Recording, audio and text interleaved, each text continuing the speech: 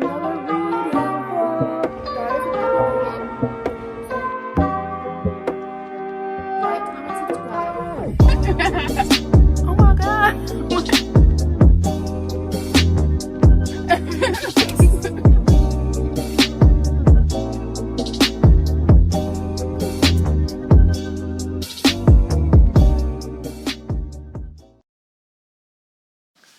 Hi everyone, welcome to my channel. My name is Lauren and this is Lauren's Library.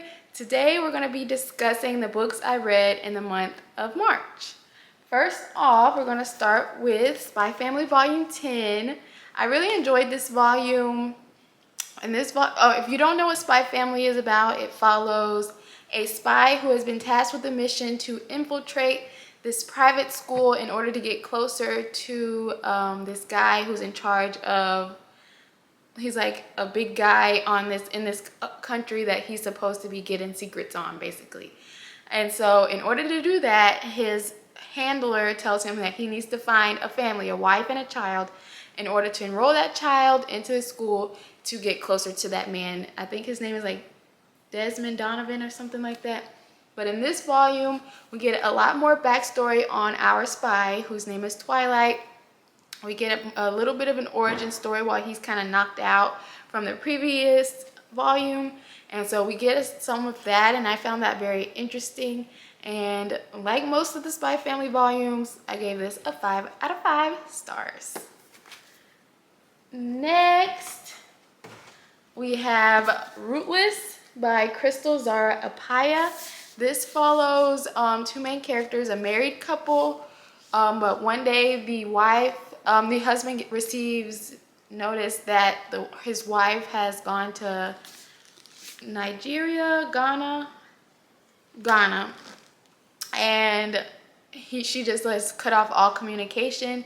She's left behind her daughter as well, and he's just trying to figure out what happened. So from what I read, that we go back in time and see how they became a married couple, or met when they were younger, and then how they eventually became married.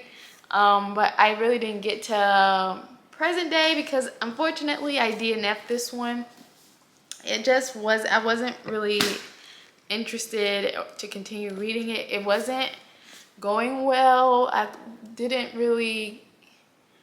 really wasn't feeling it. Basically, there wasn't really a definite reason like, oh, this was boring, even though it was kind of boring. But what made it boring is not being able to connect to the characters and not really caring why they were in such turmoil. I know that sounds bad, but it's the truth. I just didn't want to continue reading it, which I really love this cover, so it's very unfortunate.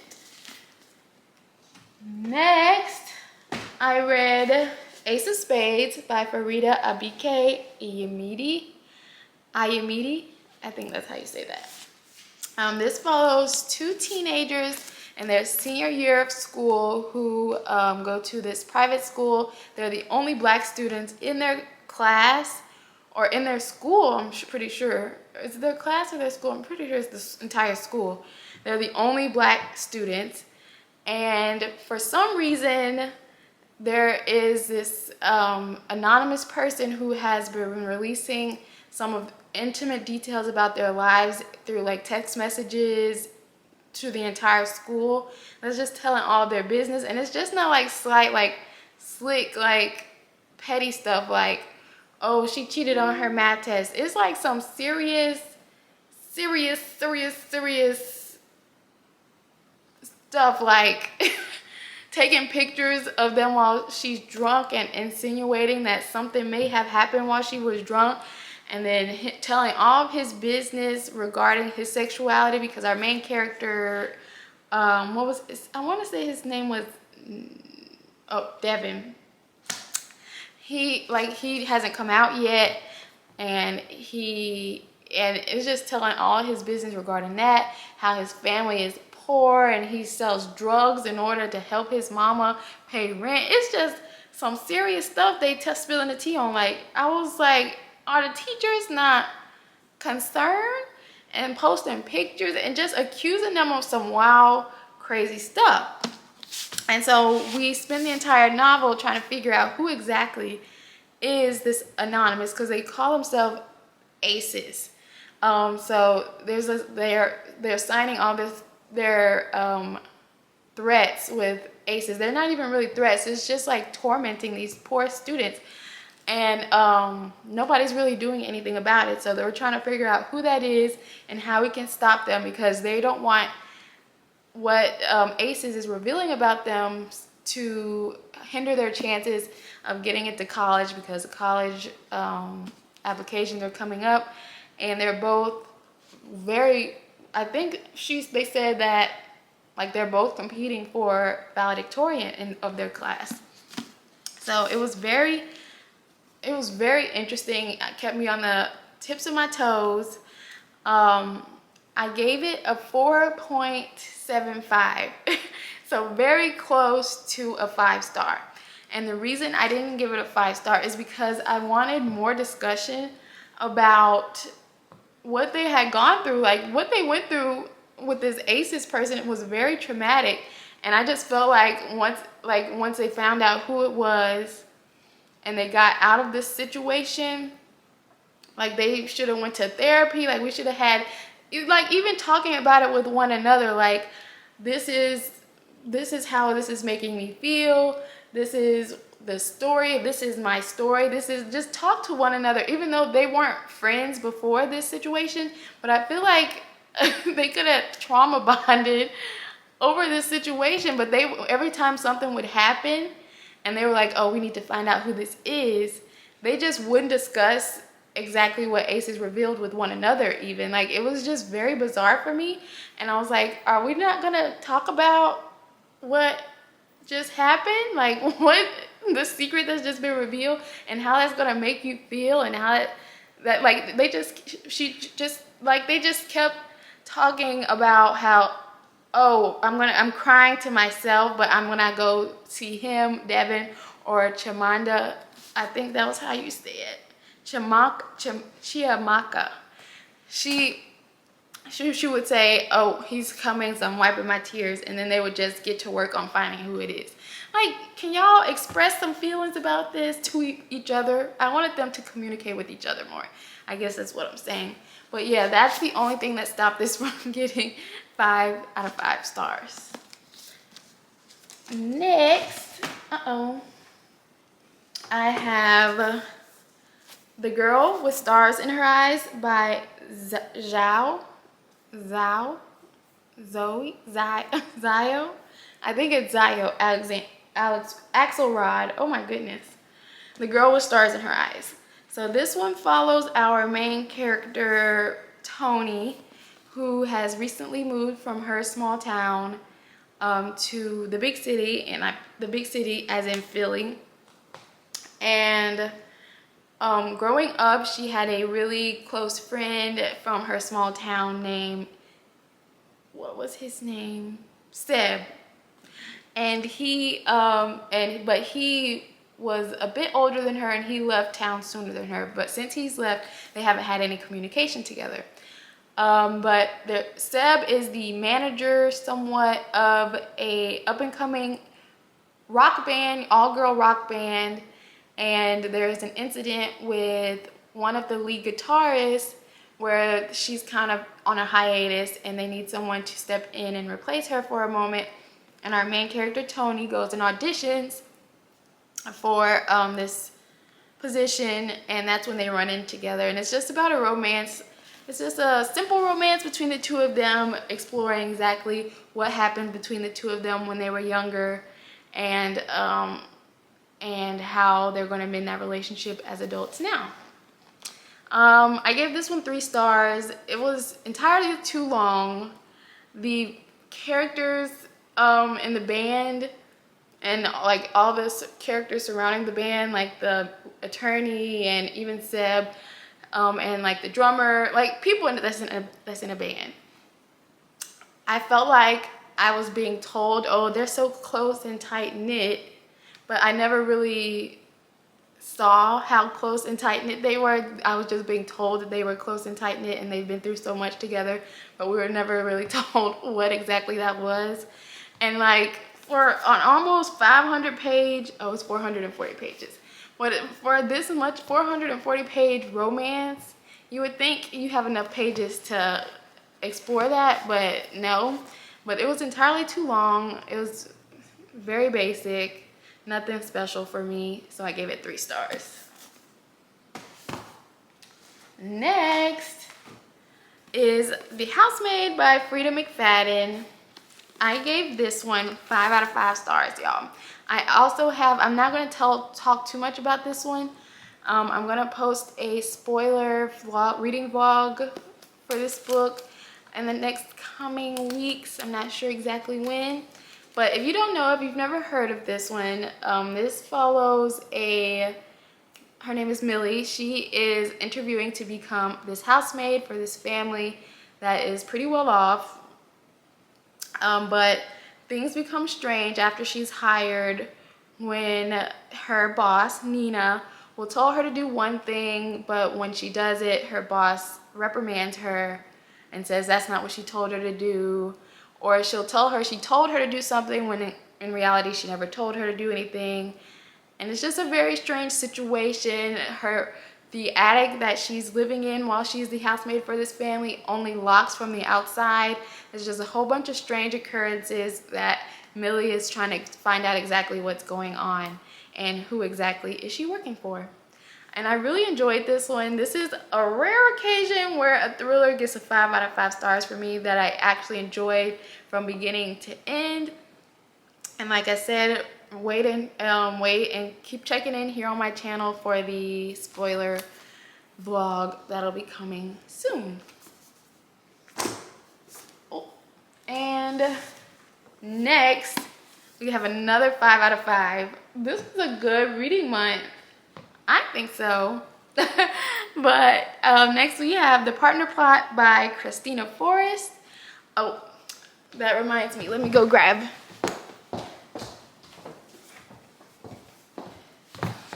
All right, so The Partner Plot by Christina Forrest is the companion or second book in the, I don't know what the series is called, but it's the second book to this.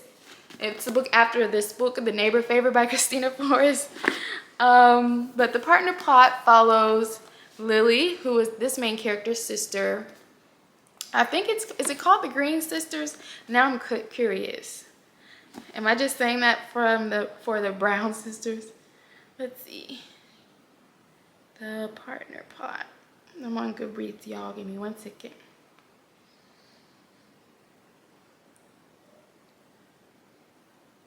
Oh, it doesn't say it's in a series, so I guess it's just really a companion.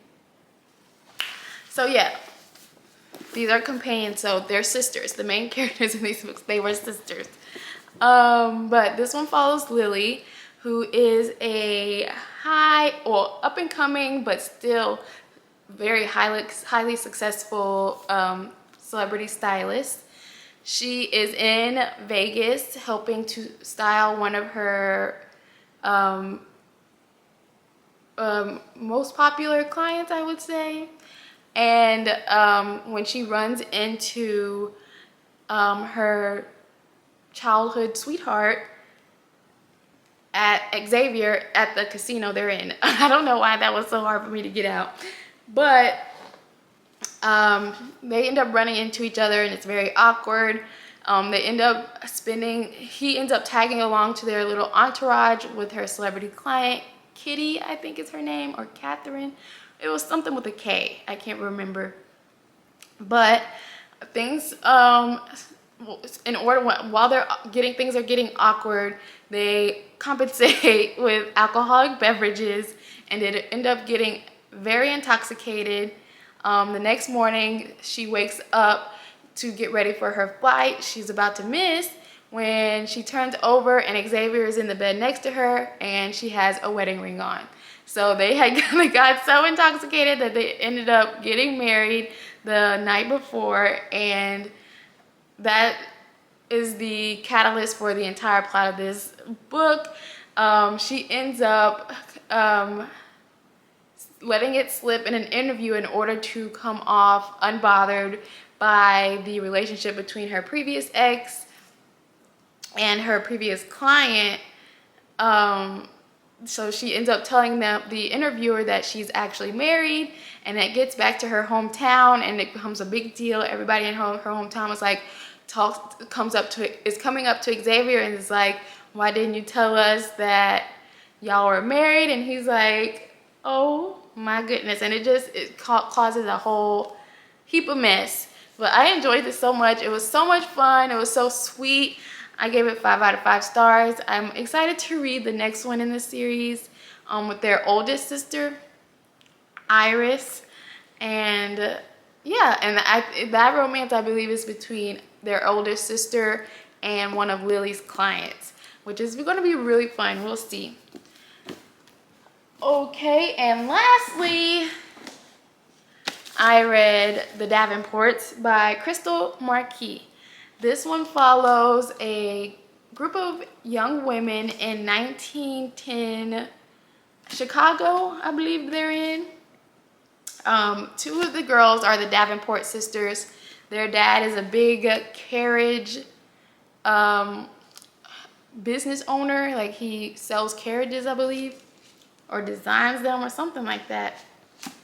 And Ruby, the sisters' names are Olivia and Helen. And then we have Olivia's best friend, Ruby. And then we have Olivia, the Davenports, like, live-in maid. Her name was Amy Rose. So we follow all 4 of them, and basically the season of proposals and wanting to go the traditional route of being wives and eventually having families, or opening businesses, or doing what they want regarding their occupation or passion. So basically that's what this is about. Each of them has a love interest, and you're kind of following that. And each of them has a kind of a different path. Like Olivia, one of the Davenport girls, she has a run-in with an attorney who is also one of the civil rights leaders. Or he's not civil rights. This is in 1910. So he's like again, I don't know exactly what his title is, but he goes around and he talks about how things are down south and how people in Chicago and up north can help their brothers and sisters down south, basically. And then Helen, she wants to work on cars with her brother, John Davenport, but her family wants her to settle down and prepare to find her partner in order to get married.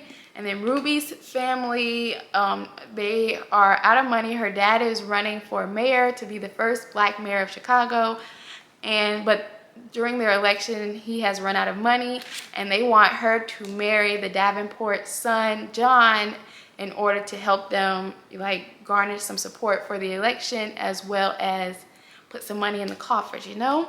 And then Amy, she wants to open up her own salon and get out of the Davenport home. She's very good at doing hair and making hair products, but she also has something that occurs that kind of pushes her off of her route a little bit regarding that. So we're just following them in this, on all of those paths. I didn't like this one as much as I thought I was gonna like it. I gave it a 2.5 stars, and I'm very disappointed about that. I definitely thought this would at least be a 4-star. It just,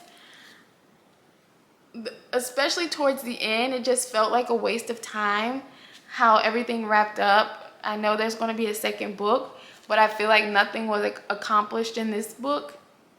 Like, I feel like that could have all been, well, I understand why, but we could have summarized a little bit, and it gave season 2 of Bridgerton derogatory, if you know what I mean, but for YA, you know. But anyway, 2 stars, 2.5 stars.